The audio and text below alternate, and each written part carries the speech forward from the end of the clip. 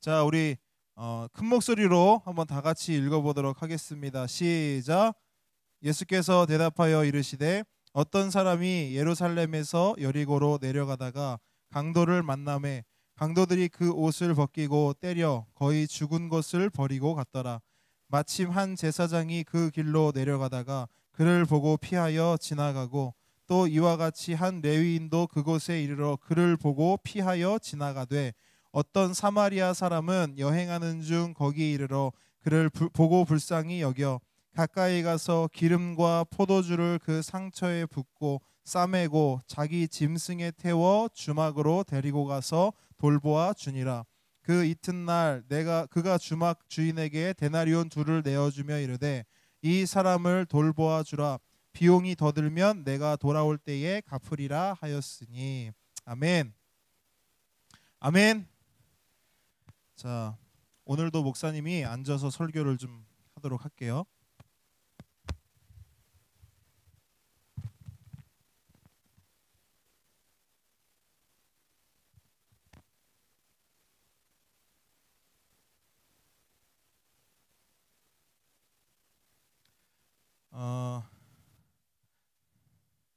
우리가 지난주에도 같은 말씀으로 같은 본문으로 함께 말씀을 나눴었는데 지난주에 선한 사마리아인 이 이야기 속에 등장하는 한 사람과 강도들을 왕따 당한 사람 그리고 왕따를 하는 사람으로 비유해서 목사님이 이야기를 했었습니다. 그리고 그 왕따하는 행위를 뭐라고 했죠?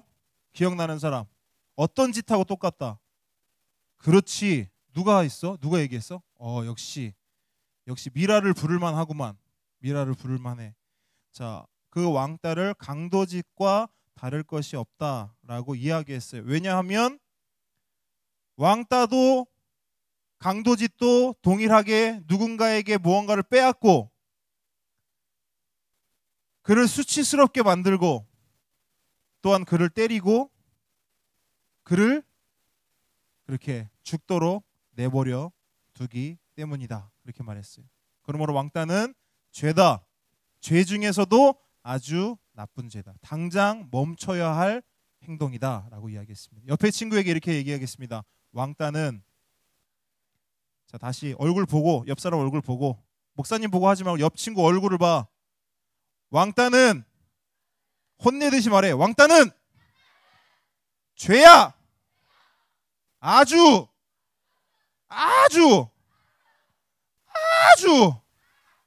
나쁜 죄야. 절대 하지 마.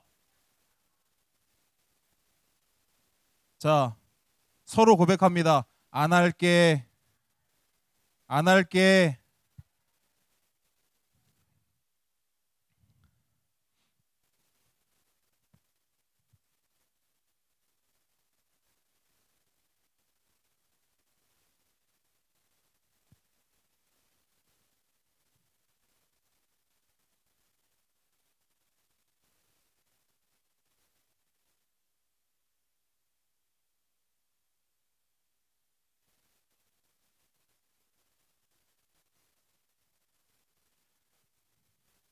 보통 왕따를 시키는 사람이나 그 무리는 소위 잘 나가는 아이들일 경우가 많아요.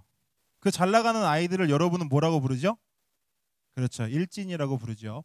근데 그 일진이 목사님 학교 다닐 때도 있었고 우리 선생님들 학교 다닐 때도 그 일진은 존재했어요. 근데 목사님이 이렇게 보니까 목사님 때 일진, 우리 선생님들 때 일진, 그리고 지금의 일진은 좀 달라요.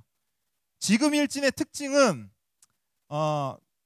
조금 목사님 때 선생님들이 경험했던 일진하고는 조금 다른 것을 제가 발견을 하게 됐어요. 옛날 일진들은 모르겠습니다. 다른 선생님들은 어떻게 경험했는지 모르겠어요. 제가 경험했던, 제가 학교 다닐 때 일진들은 어떤 느낌이었냐면 딱 보면 제가 일진인 걸 알아. 무슨 의미인지 알아요? 그냥 어떤 학교에 갔어. 그리고 어떤 학생을 만났어. 그럼 얘는 일진이야. 딱 써 있어. 생김새, 옷차림, 특히 몸에서 냄새가 나는데 무슨 냄새가 나? 그렇지. 그거는 뭐 비슷한가 보다. 담배 쩐내가 그냥 온몸에 배어 있어요. 그래서 얘 잘 나가는 애구나, 노는 애구나, 일진이구나 알 수 있어요. 그런데 목사님이 물론 지금도 그런 아이들이 있긴 하지만 더 많은 수의 아이들, 더 많은 수의 일진들은 이런 경우가 많더라고요. 학교 안에서 카리스마가 넘치면서 인기가 많은, 소위 친구도 많은, 또한 리더십도 있어서 아이들을 잘 통솔하고 아이들도 그 친구를 잘 따르는 그런 친구들이 일진일 경우가 상당히 많습니다. 그래서 아이들은 자연스럽게 그 일진들이 하는 행동에 동조하게 돼요. 어떤 친구들은 그 모습, 그 일진들이 어떤 한 친구를 괴롭히고 왕따시키는 그 행동들을 자연스럽게 여기는 것을 넘어서서 멋있게 느낄 때가 있다는 거예요. 그래서 여러분, 웬만큼 괴롭혀서는 왕따라고 부르지도 않아요. 웬만큼 괴롭혀서는 그 행동 자체를 왕따라고 여기지도 않아. 무감각해요. 왜? 그냥 잘 나가는 애들이, 조금 잘 노는 애들이 한 친구랑 심하게 그냥 아무렇지 않게 장난치는 거다라고 여길 경우가 많기 때문이에요. 그래서 그냥 장난이라고 부르는 거예요. 장난친 거예요, 장난. 그리고 또 다른 특징이 있어요. 그 특징은 그 일진 아이들에게 착한 아이 기능이 탑재가 돼 있어요. 이게 무슨 말인지 알아요? 착한 아이 기능. 애들하고 친구들하고 있을 때는 완전히 다른 모습인데 어른들이 나타나거나 선생님이 나타나면 또 다른 아이로 완전히 변신을 합니다. 그래서 그 어른을 만났을 때 나는 착한 아이입니다, 모범생입니다 라고 속일 수 있는 탁월한 능력을 가지고 있대요. 이거는 목사님만의 이야기가 아니고 전문가들의 이야기예요. 왕따 현상을 분석하고 연구하고 고민하는 사람들이, 전문가들이 내놓은 요즘 일진들, 왕따를 하는 그 아이들의 특징들을 이렇게 이야기를 해요. 그러다 보니까 어른들도 속아요. 그래서 어른들도 뭐라 하냐면, 왕따 사건이 일어나면 얘기 들어보니까 걔 왕따 당할 만 하더라고요. 얘기 들어보니까 걔가 왕따 할 만 하더만, 이렇게 얘기를 해요. 그런 어른들도 있더라고요. 그리고 목사님조차도 깜빡 속았던 적이 있어요. 그러다 보니 여러분 중에도 그런 생각하는 친구들이 있을 거예요. 목사님, 왕따 한 걔가 잘못한 게 아니고요. 걔 학교에서 인기 되게 많은 애거든요. 애들이 걔 되게 좋아하거든요. 되게 많이 따르거든요. 근데 걔 있잖아요. 걔 왕따 당한 애. 걔가 당할 짓을 한 거예요. 목사님이 걔를 몰라서 그래요. 목사님이 걔가 어떤 애인 줄 알면 목사님도 왕따 하고 싶을걸요? 걔는 왕따 받아 싸요. 그리고 무슨 말을 하고 싶은지는 알겠어요. 그 의미는 목사님도 이해를 하겠어요. 그 친구가 뭔가 부족하다는 거죠. 그 친구가 뭔가 모자라다는 거예요. 그래서 부족하고 모자라기 때문에 왕따 당할 만 하다는 거예요. 근데 여러분 잘 생각해 보세요.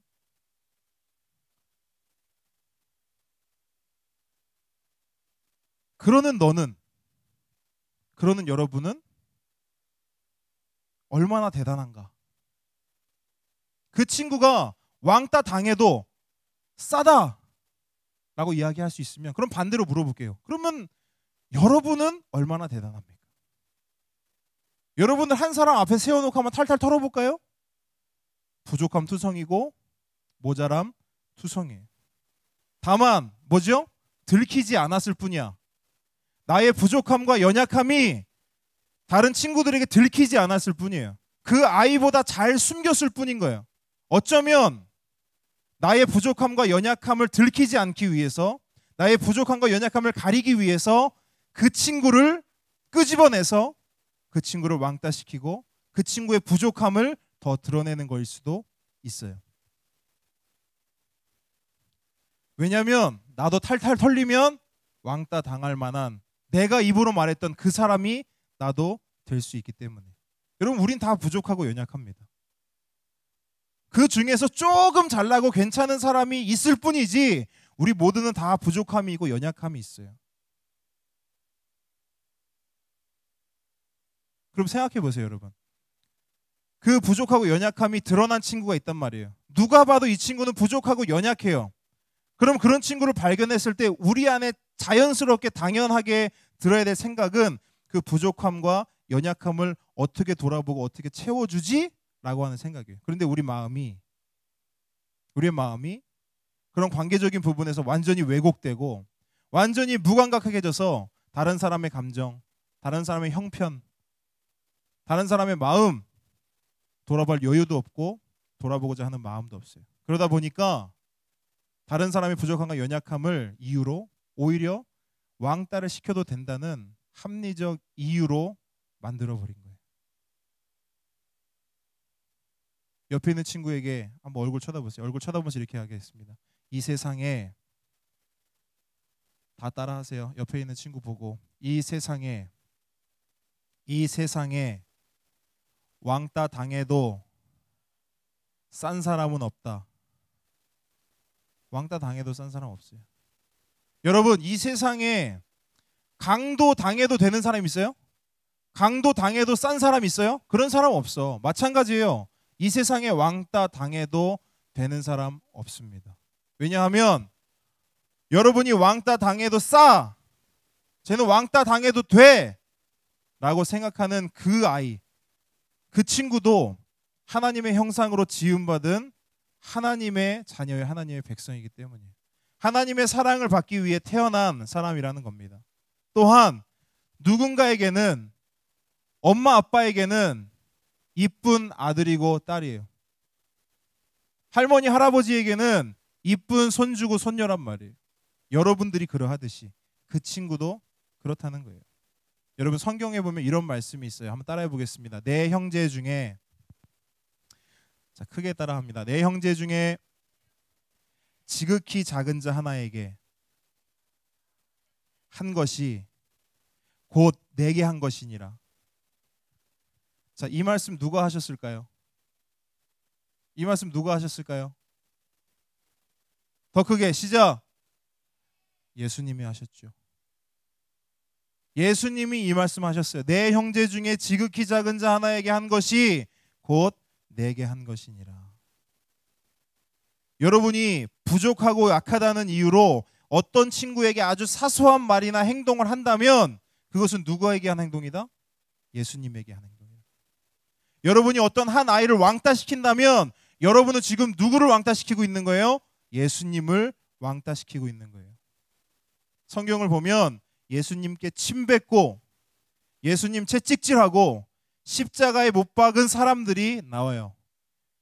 그리고 우리는 그 사람들을 설교를 통해 들으면서 어떤 생각을 하냐면 패션 오브 크라이스트 같은 영화를 보면서 그런 예수님을 핍박하고 예수님을 괴롭히고 예수님을 못 살게 굴었던 그 사람들을 보면서 우리는 어떤 생각을 하냐면 어떻게 저렇게 할 수 있지? 어떻게 예수님께 저럴 수 있지? 라는 생각이 들어요. 근데 여러분 잘 생각해 보세요. 오늘을 살아가는 우리가 그 사람이 될 수 있다는 거예요. 어떻게 하면 내 형제 중에 지극히 작은 자 하나를 못 살게 굴고 힘들게 하고 괴롭히고 왕따시키면 우리는 예수님을 괴롭히고 있는 거예요.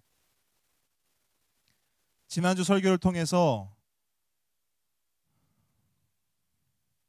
많은 친구들이 마음에 찔림이 있었다고 이야기를 들었어요. 그런데 또 어떤 친구들 이야기를 들어보니까 지난주 설교를 듣고 아무 생각이 없었다는 친구도 있었어요. 자기랑 상관없는 이야기라고 이야기하는 친구도 있었어요. 근데 목사님이 그 얘기를 들으면서 아, 이렇게 생각할 가능성이 높겠다라는 생각을 했어요. 뭐냐? 자기는 이 자리에 앉아있는 여러분은 어쩌면 대부분은 누군가를 왕따시켜 본 적이 없다라고 생각할 거예요. 그러니까 그 목사님이 하는 왕따 설교 막 죄라고 얘기하고 절대로 해서는 안 된다고 얘기하는 그것이 나와는 상관없는 이야기다라고 생각할 수도 있을 거예요. 근데 여러분, 오늘 우리가 함께 나눌 본문 말씀을 살펴보면 꼭 그렇지 않다는 것을 알게 됩니다. 정말 여러분과 상관없는 일일까요? 내가 누군가를 직접적으로 괴롭히지 않았다고 여러분과 아무 상관이 없는 일이 될까요? 오늘 말씀은 그런 우리들의 질문에 대해서 NO라고 대답합니다. 상관이 있다만 합니다. 자, 오늘 우리가 읽은 본문 말씀, 강도 사건이 벌어진 이 현장을 왕따 사건 현장으로 생각하고 오늘 본문을 다시 한번 목사님이 읽어주도록 하겠습니다. PPT 띄워주시고요. 자, 읽겠습니다. 예수께서 대답하여 이르시되 어떤 사람은 누굴 말하죠? 왕따 당하는 사람이에요. 어떤 사람이 예루살렘에서 여리고로 내려가다가 강도를 만나며 강도들이 왕따를 가하는 사람들이 그 옷을 벗기고 때려 거의 죽은 것을 버리고 갔더라. 자, 왕따 사건 현장이 여러분의 교실이 될 수 있어요. 생각해 보세요.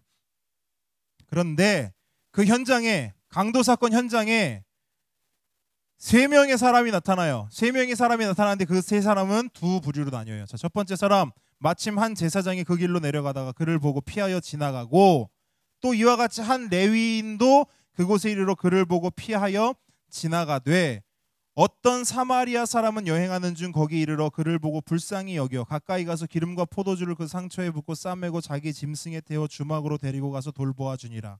그 이튿날 그가 주막 주인에게 데나리온 2를 내어주며 이르되 이 사람을 돌보아 주라. 비용이 더 들면 내가 돌아올 때에 갚으리라 하였으니. 어떤 한 친구가 빼앗기고 수치스러운 일을 당하고 맞고 버려져서 죽어가고 있었어요. 여기서 죽어가고 있다는 표현은 그 몸이 실제로 죽어간다는 의미보다는 그 마음이 아프고 병들어서 죽어가고 있음을 의미합니다. 한 친구가 마음이 너무너무 아프고 쓰리고 찢어져서 죽어가고 있어요. 근데 그 현장에 두 부류의 사람이 등장하는 거예요. 한 부류의 사람은 누군가? 제사장과 레위인이에요. 이 둘은 각각 등장하지만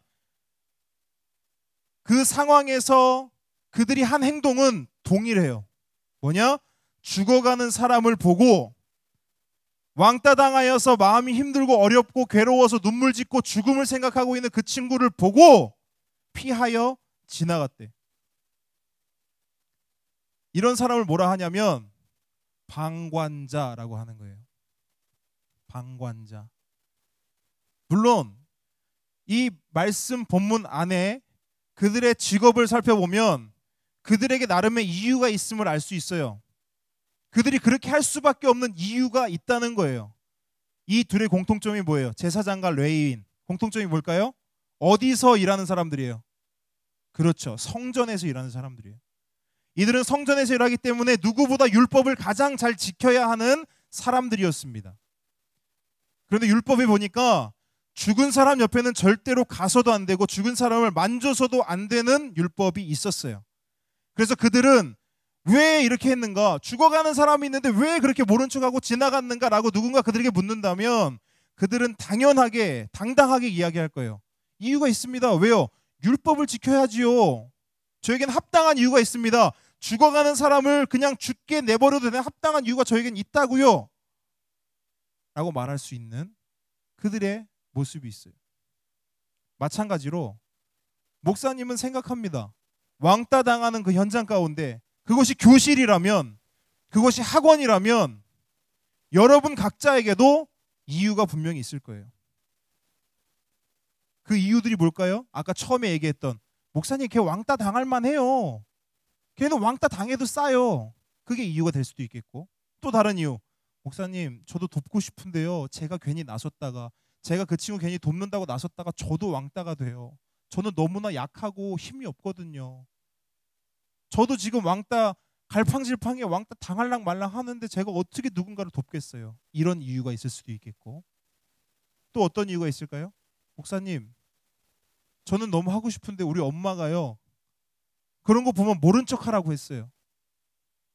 친구들이 그런 일이 있어도 너도 괜히 그런 일에 휩싸이지 말고 그냥 공부만 열심히 하라고 했어요.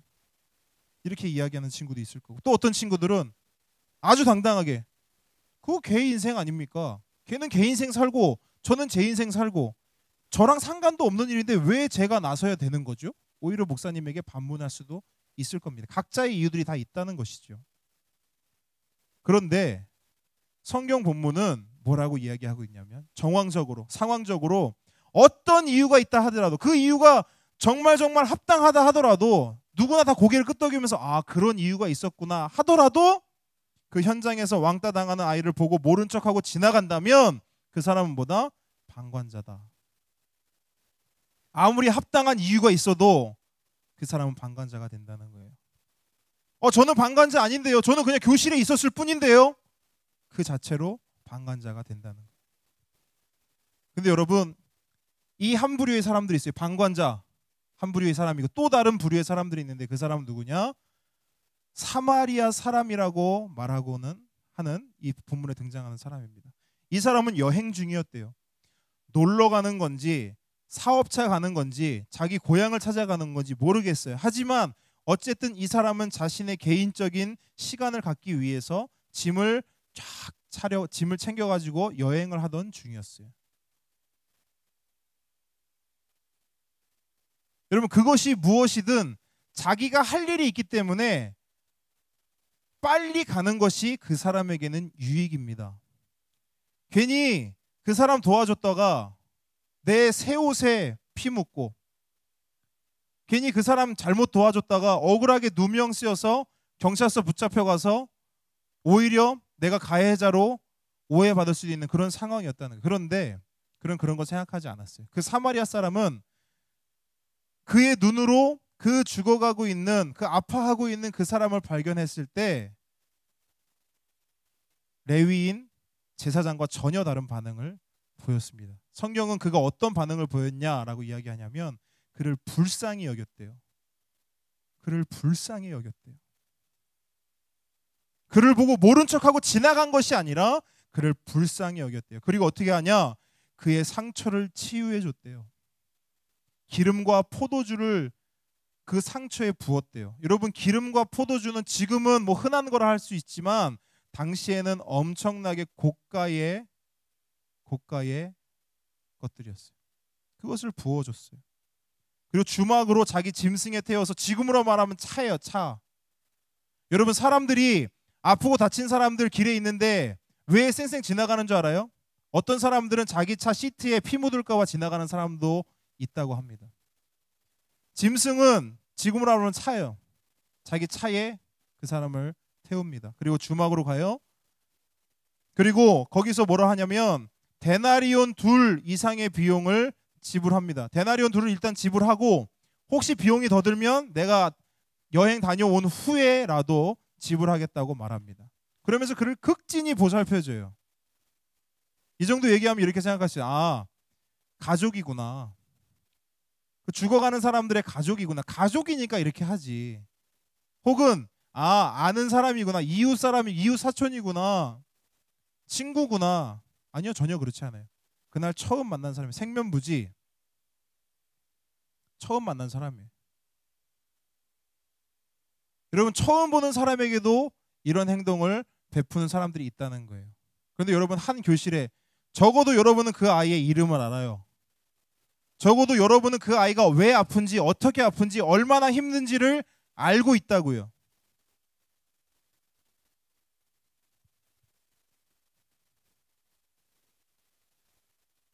그럼 이렇게 묻습니다. 목사님, 무슨 말씀인지는 알겠는데요, 쉽지 않아요. 그거 어떻게 합니까? 우리도 무서워요. 우리도 왕따 당할까 봐 우리도 무섭다고요. 근데 여러분, 이 사마리아 사람, 이야기 속에 등장하는 이 사마리아 사람도 쉽진 않았을 거예요. 그런데 목사님이 생각을 해봤어요. 그럼 어떻게 이 사람은 그렇게 할 수 있던가? 레위인, 제사장도 하지 못하는 것을 어떻게 사마리아 사람은 할 수 있는가? 그런데 예수님의 그 말씀의 전과 후 상황들을 쭉 살펴보니까 목사님의 한 문장으로 그렇게 할 수 있는 이유가 정리가 되더라고요. 그 이유는 뭐냐면 따라해 보겠습니다. 크게 영생이 있기 때문에. 무슨 말이냐면 영생이 있다는 건 뭐예요? 그 안에 누가 계시다는 거예요? 예수 그리스도가 계시다는 거예요. 이야기 전후 문맥을 쭉 살펴보니까 그 안에 예수 그리스도가 살아계시면 이 일을 할 수 있다는 거예요. 예수님이 이 안에 계시고 그 예수님의 마음을 품은 사람은 다른 사람의 아픔을 공감할 수 있다는 거예요. 다른 사람의 어려움을 체휼할 수 있다는 거예요. 아니, 조금 더 구체적으로 말씀드리면 다른 사람의 아픔을 공감하려고 노력한다는 거예요.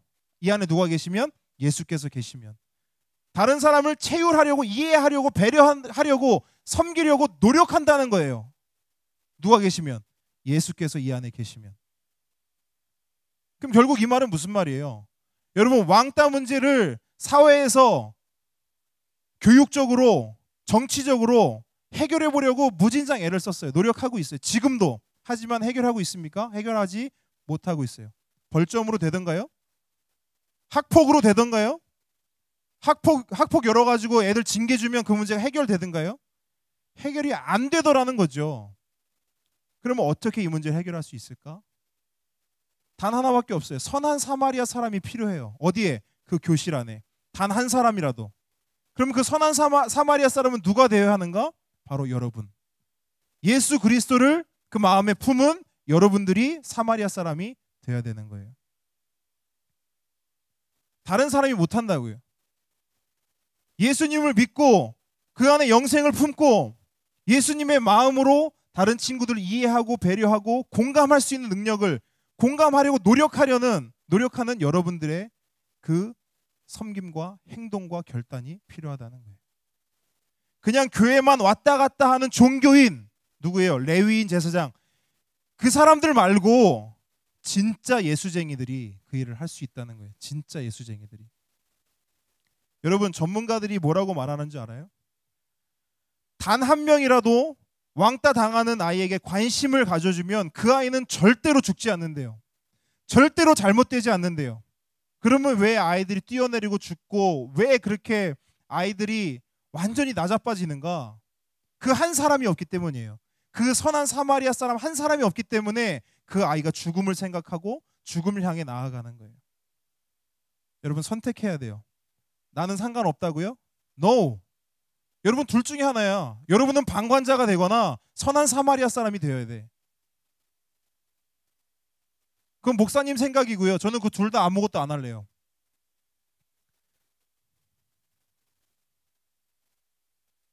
그럴 수 없다고. 적어도 이 자리에 모인 여러분들은 선택을 해야 됩니다. 방관자가 될 것인지 선한 사마리아 사람이 될 것인지.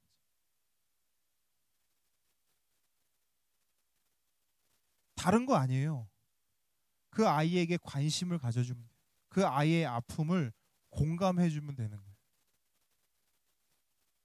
영상을 하나 볼 건데, 한 친구의 고백이에요.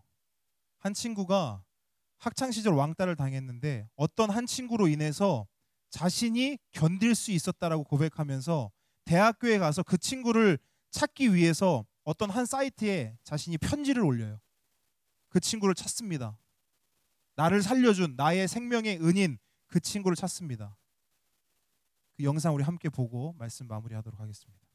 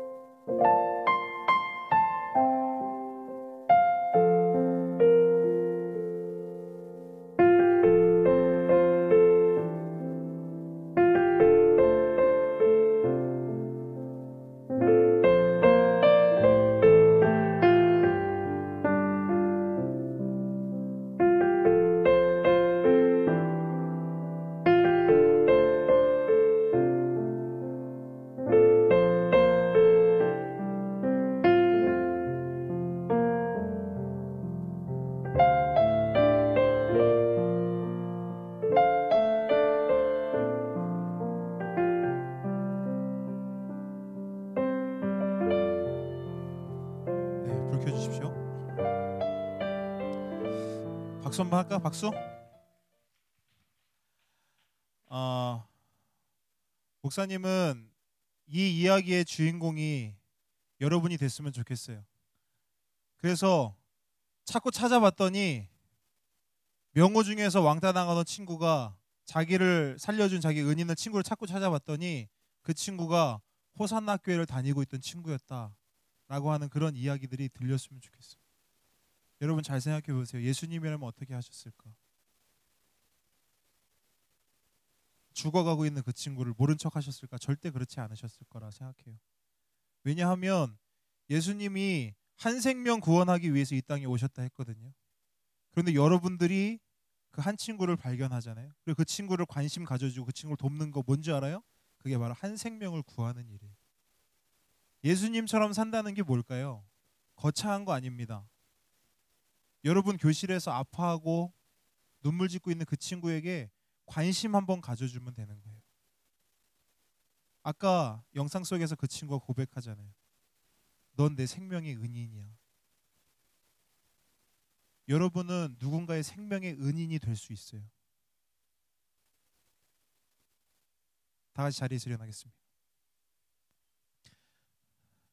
자리에서 일어나서 옆에 있는 친구 손을 잡고 우리 한 목소리로 좀 기도했으면 좋겠어요.